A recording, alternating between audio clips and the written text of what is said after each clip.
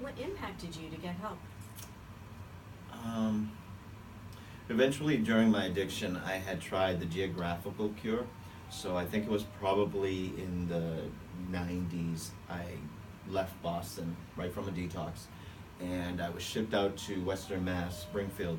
I remember the only thing that I wanted was a Pepsi and a cigarette when I got off that bus, and that's exactly what I did. And then I went into a program, thinking that I could escape my addiction and leave it behind here.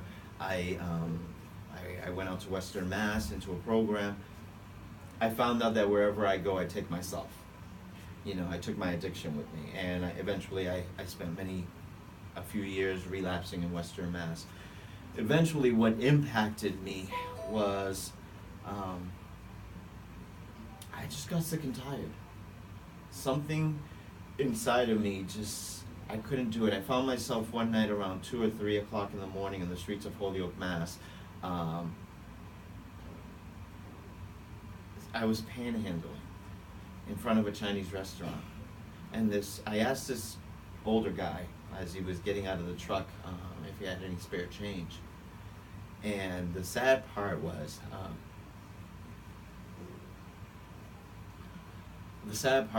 what he said to me. And he says, "Get a job, you bum." I was already broken, literally broken. Around 2 o'clock in the morning, 3, I was hungry. And this guy gets out of his truck and says, "Get a job, you bum." And then the restaurant owners or whatever workers came out and they told me to get out of there. I felt like this. Eventually I went around the corner and I started walking around the streets of Holyoke in tears. People were looking at me, whoever, and I didn't care. I was just broken. I remember going in front of a church, and I kneeled in front of the church. The church was closed, and I was on the front steps, and I could only remember yelling at the doors of that church and yelling at God and asking him why. Eventually, I ended up going to the Holyoke Hospital ED.